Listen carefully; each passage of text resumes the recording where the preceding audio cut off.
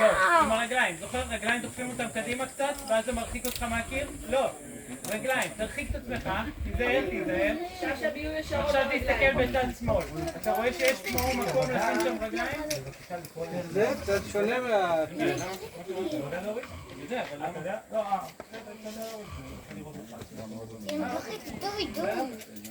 אתה מושך? תסתכל קדימה בצד שמאל, אתה רואה שיש לך מקום לאצבעות?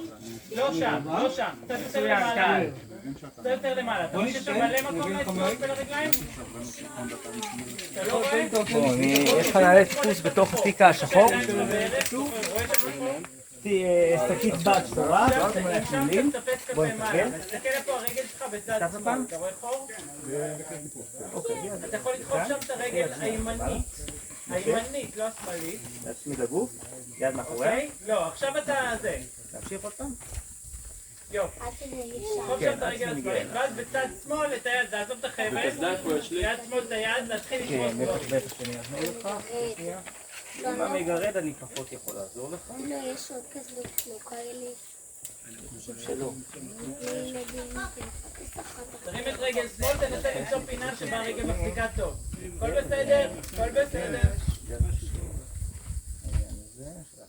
אולי אתה רוצה לנסות עוד משהו או להתחיל לרדת? מה?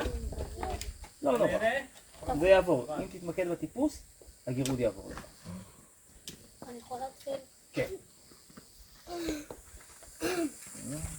תחטוף מכה בסוף, אתה תסתובב, תחטוף מכה בגב. הנה, כמו עכשיו למשל. תיזהר. כאילו פה עם הגב שמאל, זה שטויות אין בעיה, אבל תיזהר שזה לא יהפוך למכה. מה אמרתי לך? להפסיק לעשות שטויות. אז היה ככה. אבל כן, הנה, מפה מהשלב הזה, איפה הוא מטפל? חסר לו לילד אריק, אתה יודע מה אריק?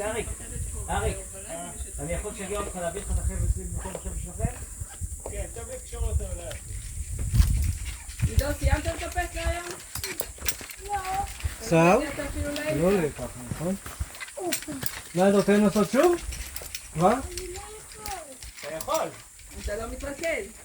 אורי, תראה את החבל. הוא עדיין לנסות להתנדד, הנה עכשיו אתה רואה שותפות שם באבן? ואל תלך הצידה. אריק, אתה מכיר את הצורך הסקופי פרופ שעובר דרך אל העלים? תלך הצידה. ואז אתה מוריד אותו. תצליח לזהות זהו? אתה רוצה לרדת? את המקום שנתקעת בו? כן. תסתכל. זהו, סיימתי. רוצה לרדת? הוא יהיה לך הרבה. אין מה לקפוץ. או שאתה מטפס או שאתה יורד. תחטוף מכה. לא בכלל תחפש להוריד.